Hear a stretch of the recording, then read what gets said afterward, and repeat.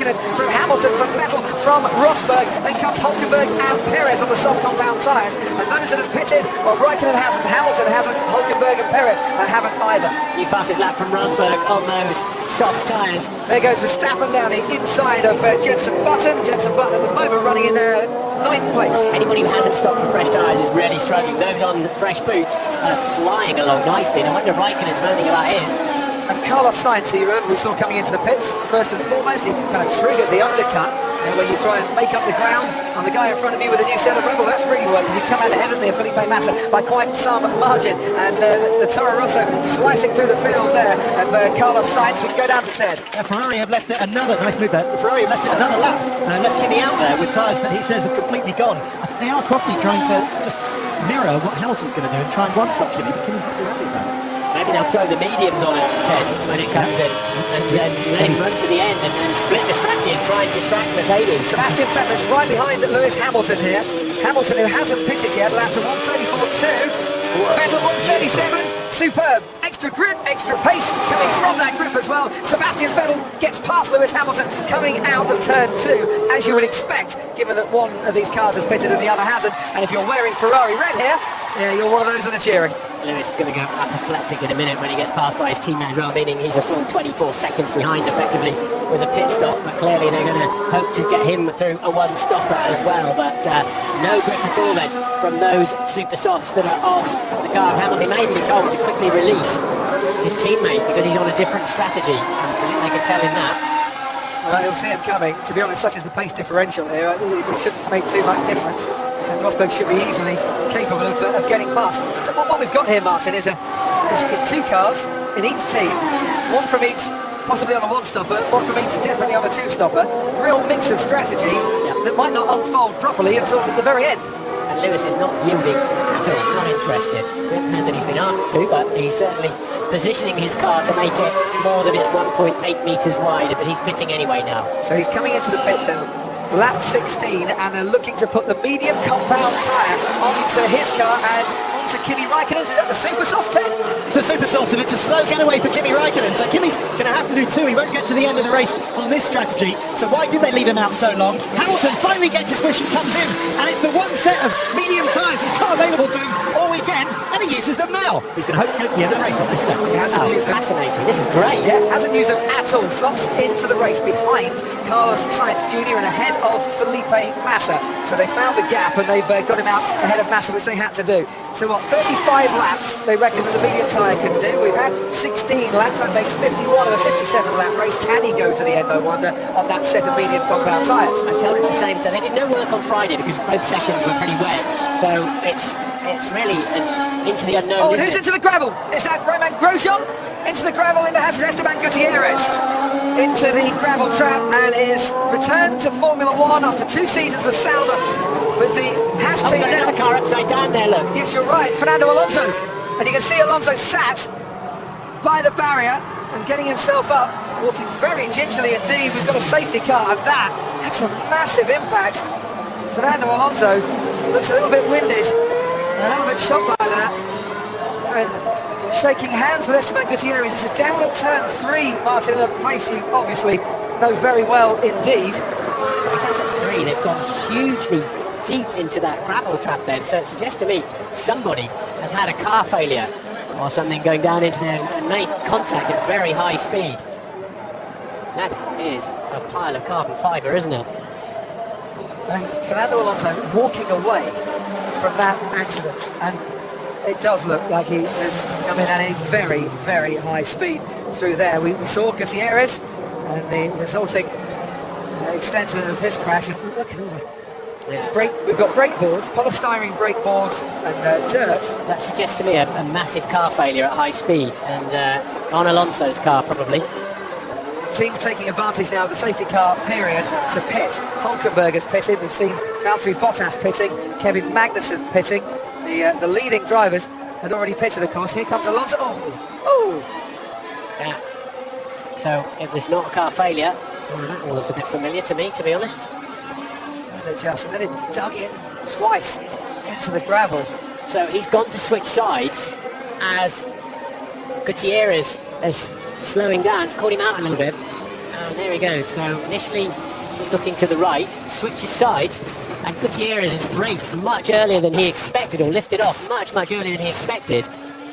And up in the air it goes. And it was just a glancing blow at first, wasn't it? But there's a red flag as well. As we look at these replays, the race has actually now been red flagged whilst they recover that McLaren.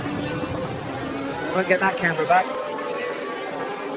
But joy of joys to see Fernando Alonso walk away from that, shake hands and embrace Esteban Gutierrez. What's the trouble with the gravel? It does tend to grab hold of bits of the car and fling it into the air. Fernando Alonso didn't race in Australia last year after his crash testing for McLaren, racing here for the first time then in 3 years and ending up with a quite horrific crash. And I'll say again, Ted Kravitz, I am so happy to see him walk away from it. Indeed, yeah, absolutely. Echo that. I'll find out why they needed to red flag it, Crofty. I don't know if you can see whether the barriers require so much rebuilding that it would take too long under a safety car, or... Well, I mean, they've stopped the race, Ted, I think basically because there's so much debris down there. Yeah, I agree. I think they just needed to get a lot of people out there. Ted, we've probably seen pictures that you haven't had a chance to see down there. No, but yeah, indeed, all the drivers are now, lots of equipment being wheeled past me. All the drivers are going to stop in a line right in front of me in the pit lane, and from now on they can change anything they like. And so it's a real shame that we have been denied this the playing out of this strategic battle, because we had the Ferraris and Nico Rosberg going to stop again.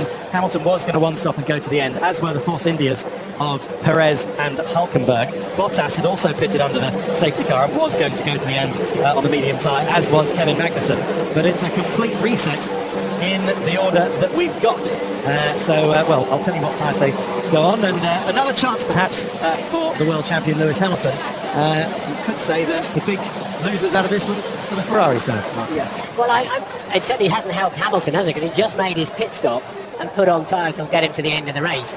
But now, as Fernando Alonso acknowledges the crowd, and not even limping now, I think he looked a little bit like he was struggling to move him when he first got out. And that is a very good sight indeed. And in many ways, there are no brake lights on these cars. They would be used to seeing they slow down so quickly. A brake light would not really give you an awful lot in such close quarters at high speed. But he's just been caught out by switching sides just as the car in front of him slowed more quickly and in place he wasn't fully expecting. And in many ways, it's amazing that doesn't happen more often, frankly. 10 years since his second world title, Fernando Alonso. First time he's ever retired here in Australia as well. Looking back at his previous record, podium, 5 podiums over the years, and of course a win as well, and ending up walking into the medical car.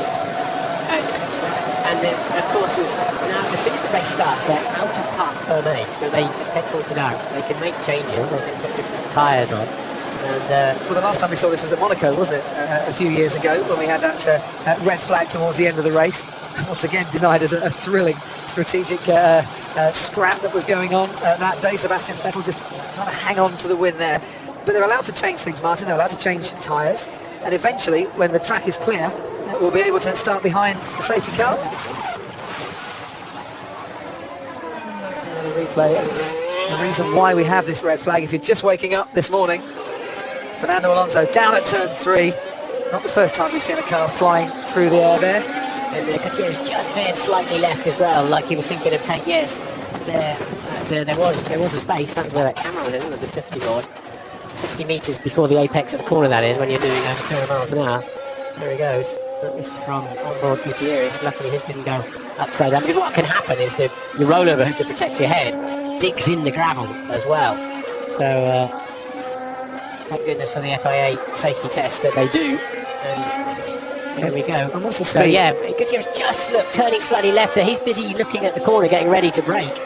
And it's just caught Alonso by surprise. He's already lost his front wing.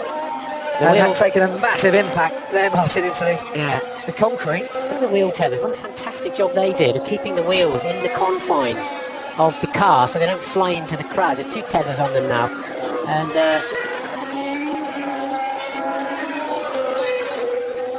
yeah, I'm okay. Is he okay? Yeah, Alonso Fernando's fine. First thoughts for Fernando Alonso from Esteban Gutierrez. Hardly surprising. He was, Martin, was he? Just going to the left? Just slightly to the left. He was preparing for the corner.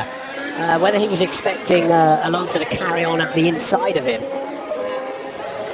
And that is what all the tests, all the safety tests in Formula One are there to do, to ensure that the monocoque, the survival cockpit, Ted Kravitz, remains intact and cocoons the driver from a crash like that. And it's a good job all that research does go on, because Fernando Alonso, as we say, walked away from that crash. Indeed, yeah. It's so bizarre. The megastars, the gladiators that I just watched driving in a Grand Prix are now just walking past me. I'm stood just under the podium, in the place that we're allowed to, and they're just walking past me, these gladiators, as if they've just done nothing. Well, Verstappen's standing around having a joke with his engineers. Well, Verstappen's standing right in front of me, as is Carlos Sainz. It's slightly good news. Lewis Hamilton's just changed his front wing. It was slightly damaged, as we said earlier, so I don't know whether it was significantly losing him downforce, and everyone's just figuring out.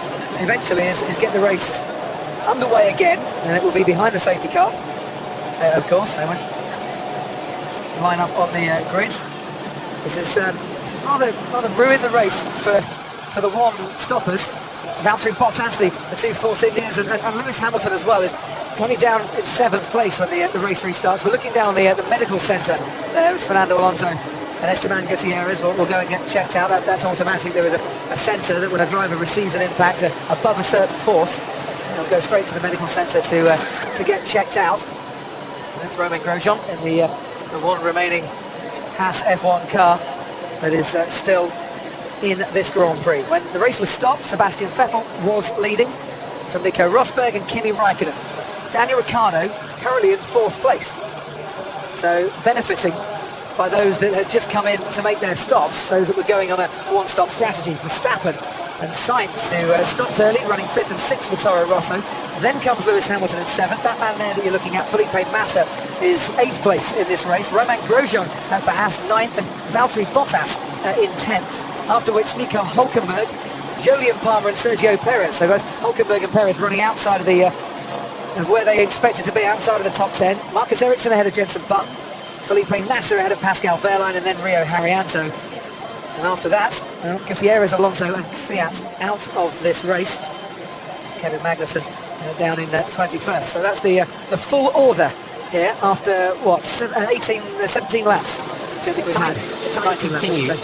Time continues, and there's a 4-hour limit on a race now. And we go through a restart procedure now with the cars in the fast lane. They've set the fast lane, and it's 16:55, 55 minutes past the hour. 16:55 it is here, local time. And there's confirmation of that, and they will then resume behind the safety car. They get a 10-minute, 5-minute, 3-minute, and 1-minute and 15-second warning. All the wheels have to be on before the 15-second warning, and they're not allowed to move out of that fast lane, and they then will start behind the safety car effectively. It's a safety car restart from the pit lane. Ted, down to you. Well, guys, you are the engineer. You know those articles in the sports pages where it says you're the ref? I used to love You Are the Ref.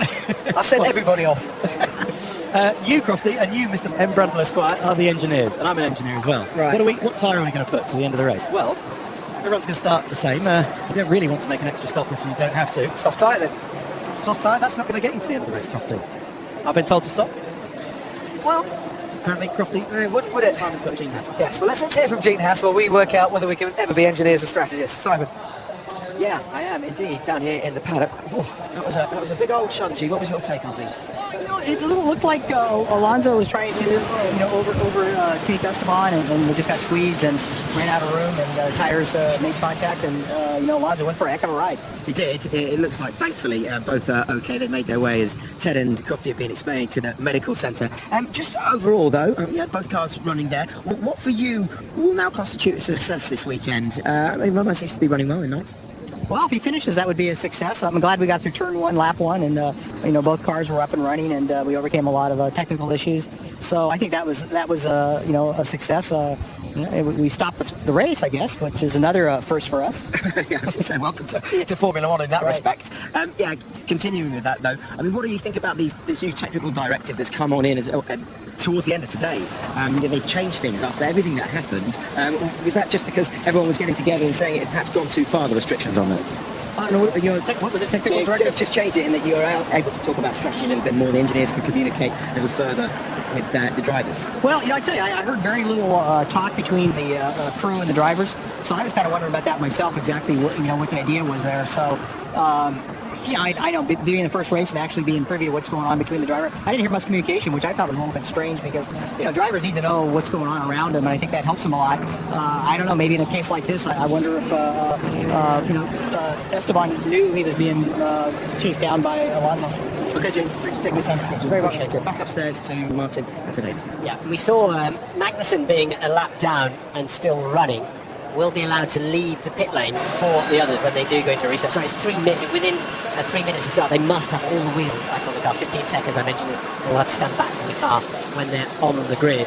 So that is why you saw the Renault, I believe, Magnussen's being pushed down to the front. So 2 minutes before they take off, and any car that's been lapped by the lead at the time the race was suspended will be allowed to leave the pit lane and complete a further lap without overtaking and join the line of cars behind the safety car, which will lead the rest of the pack. So only Magnussen gets that service because he's the only driver lapped and still with 4 wheels on his car or a gearbox or whatever else that works, whatever it could be at that problem with. A lot of you out there are tweeting in, and we will be running hashtag #AskCrofty for your tweets at the end of the race and getting your points on everything Formula One and this Australian Grand Prix, which has brought up a huge amount of incidents so far. But a lot of you are saying, Martin Crofty, what would have happened if the Halo device that has been talked about to be introduced in 2017, a device, maybe a covered canopy or maybe a structure that's open but provides an extra protection against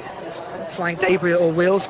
Would that have trapped Fernando Alonso in the car? Is that something now that needs to be thought about in light of this crash and the fact that Alonso could have been trapped in or not? What would your take be on that? No, crashes are never quite the same. You could argue it would have protected him during the incident itself. Yes, upside down like that. I remember when I fell out of under the car upside down, exactly like Alonso's, funny enough. I literally undid my seatbelts and fell out because I was upside down through the gap that was available. It would have been more difficult to get him out had the car been on fire. Would be an issue. So as ever, there's no two accidents are the same, and it is a key problem if you start trapping the drivers in there effectively. As we see a replay of the incident, and all that debris seems to have been collected. And the stewards will be looking at this after the race. Martin Donnelly, by the way, the race steward for this weekend. He will be sitting down to look as to whether anyone was at fault for the race or not. I suspect Gutierrez thought Alonso was going up the inside of him.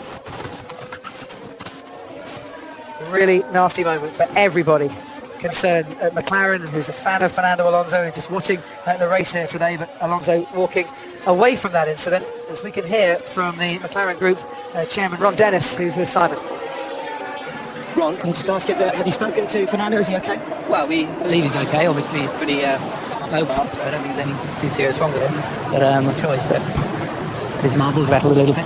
Up until that point, Ron, how? We've got a much better pace in both qualifying and the race, but it's early days. But it's all going in the right direction. Confident about what you can do, Phil, or Jenson Button can do in the rest of this race? There's obviously this stop has flipped everybody who hadn't stopped early into an advantage, so that's a bit inconvenient for everybody, but certainly we haven't gained from the stop at all, but from the red flag, but we're just seeing how things unfold. Thanks for taking the time. Cheers. I should take this opportunity to say a very good morning to all those watching the race this morning at the McLaren Technology Centre in Woking, where they've had the first ever Formula One sleepover. As a competition prize, they've invited a whole lot of fans down to the MTC to watch the race and maybe put their sleeping bags down in Ron Dennis's office. I'm not quite sure if that was part of the prize or not, but I wouldn't mind. He's got a big enough desk to stretch out on. It'd be comfy enough, Martin. Well, carbon fibre and fabrication folk have got some work to do this week, haven't they? That's for sure, but thankfully he's okay. So we've got past the 3-minute mark then, so that's when they have to have all their wheels on and ready to go. But we're not really very far into this Grand Prix. That's what's giving them a challenge. From here, a set of mediums will get you to the end, but a set of softs, probably not. Yeah, but with the fuel burning down, do you take that risk? You're going to get extra pace, and is it worth giving it a go? If you're Valtteri Bottas intent, Ted, you'd give it a go, wouldn't you? What, with the set of mediums, guys? No, the set of softs. Oh, you know, what I think, just to carry on the engineer, we're going to find out in a minute, because the time bracket's going to come on, is that everyone's probably going to put either the soft or the super soft on, and stop one more time. Just because if you put the mediums on now, yes, all right, you'll have track position if you're in a good position further up, but you'll be a little bit slower. So we'll see, we'll find out in a bit, but certainly Ron's just past me now into the pit lane. But anyone who was at the front and who had a nice gap to those behind them, obviously, has been disadvantaged. And anybody who had time to catch up, like Lewis Hamilton now, has been advantaged. So Magnussen just went out with the medium compound on out of the pit lane for his 3-lap round to the back of the pack, and we're about to see what the others put on. There's a 24-second stop here, don't forget. So soft on the Toro Rosso on Verstappen, that I can see, Martin. Do you want me to call them in as I see? Yes, please. Haryanto appears to be out of the race. Yeah. Hamilton's got the mediums. Hamilton's got the mediums, so he's going to the end of the race. I think we'll confirm that. Rio Haryanto, his debut race seems to be over because he's standing outside the car, and the car's in the garage at the moment. So Manor, our one driver down as well now. And of course, Hamilton only had one new set of mediums, so they must be the same tyres then that he put on just before the accident. I think they are, and it's super soft each for Rosberg has gone to the medium. It's interesting, isn't it? He was on the soft, wasn't he? Yeah. So Rosberg's gone to the medium, brand new set. Super soft then for Sebastian Vettel. And Kimi Raikkonen. So Ferrari are going to have to stop again, and neither Mercedes, because they're on the medium tyre, which we think will last to the end of the race, will have to stop again. I wonder what their warm-up feeling is going to be like on those medium tyres.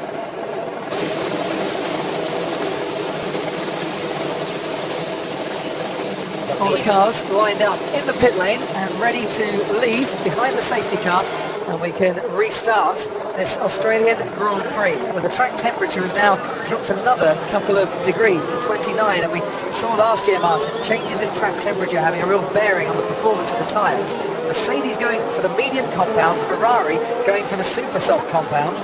One of them will get it right, one of them will get it wrong, you'd have thought. They've got to get those mediums up to speed, the two Mercedes boys, and it could be a little bit of a handful in the beginning, and there's no doubt about it. Those on the super softs, like Vettel, they used Raikkonen, and the softs, which is Ricciardo, Verstappen and Sainz, will fire up, will come on song more quickly. I mean, it's certainly a help, isn't it, that they're behind the safety car rather than starting on the grid. They've got this lap at least to get some heat into them. Yeah, they'll be in the blanket sitting in the fast lane there under the red flag though, so they're going down in temperature rather than up, I would say, because they just can't, they can keep tapping the brake pedal here, David, but they you can't put any lateral load into the tyre. It's only when you get sort of over 100 miles an hour and the downforce is already kicking in that it starts to load and sort of saturate the surface of the tyre, makes them warm up. Timmy Mallet down at McLaren. Well, it's been a wacky day. It's been a wacky weekend, quite frankly. Formula One is back and has given us, so far, 18 laps of really enthralling racing. Now, what comes from here on in, we're not quite sure at the moment. That's the beauty of this live sport. And what we do know is that Sebastian Vettel is going to slow everybody down now, bunch the pack up. I'm afraid I can't say, Lewis. No modified on that one then, so that's part of the new the driver. 27.1, the driver must drive the car alone and unaided. With an alarm going off somewhere in that cockpit. Here we go then, racing once again around Albert Park. Sebastian Vettel leading the race. Big lock up there from Carlos Sainz behind Max Verstappen. Down the main straight we go. And Sebastian Vettel ahead then of Nico Rosberg and Kimi Raikkonen. Daniel Ricciardo is the driver in fourth place, but he has already got Max Verstappen behind him. Hamilton is looking at Carlos Sainz. Has got to cover himself as Sainz, and he's done well there. Behind that comes Felipe Massa, Roman Grosjean and Nico Hülkenberg. Great exit from Max Verstappen behind Ricciardo coming out of turn 2. Has he got enough straight there to try and dance around the outside? No, he can't. And crucially for Hamilton, he can't get past Sainz either. Those tyres are fired up beautifully on the Mercedes as it happens, no problem at all. Raikkonen caught asleep a little bit on the restart. He should have been much closer to the back of Nico Rosberg. But yeah, a few people fainting with a move, sort of having a look, but the braking distance is too short on these cars to really start having a lunge with brakes and tyres not at optimum temperature. And if those medium compound tyres are working well and Sebastian Vettel can't pull away from Nico Rosberg, well, what does that do for Rosberg's chances of going on and winning this race? You'd probably think that they're quite enhanced, wouldn't you? But there's still a long way to go just yet. We're on lap 20 on 57. It's a 57 lap race, just to remind you, because of the problem Danny Kvyat had at the start of the portion of the first lap itself being locked up by Carlos Sainz. Lewis Hamilton gets a visor full of smoke, but he'll get encouragement as well, I'm sure, to challenge that Toro Rosso at the end of the next DRS zone. And what Sainz needs to do, he's got to get those tyres a long way if he can. But you have to say, it looks like Mercedes have aced it here in terms of the pace. Rosberg lost 7/10 to Vettel on that opening lap. Let's see how it unfolds when the temperatures are fully where they need to be. Once again now, Hamilton, despite that amazing car, on this track, it's difficult to overtake. The thing is, though, Vettel needs 24 seconds, doesn't he, on Nico Rosberg to get in, make a pit stop and be ahead. Assuming those tyres will go to the end of the race, they're working blind because they didn't have any Friday running. And because of the new tyre allocation this year, and they could choose their tyres, Hamilton only had one set of those for the whole weekend that he's on now. They didn't expect to have to use them, did they? Ted, down to you. Well, yes, but Mercedes did do pretty much the whole of winter testing, 8 days on a medium tyre, didn't they, Martin? I'm just wondering, I'm racking my brain, I can't figure out why Ferrari didn't just shadow Mercedes. All right, they wouldn't have known what Mercedes were doing behind them in a pit lane, and just put a medium tyre on. Before we answer that, Jenson Button on Sergio Perez, super soft tyre on the McLaren, and Jenson Button using those well to move ahead of Sergio Perez into 13th place. You're a young driver, have a look at that textbook overtaking there from Jenson Button. Didn't panic, just drove it up alongside, didn't overbrake, didn't lock a wheel, left his rival some space, still had an option across the inside curve, and a beautiful move there from Button. So Vettel extending his advantage.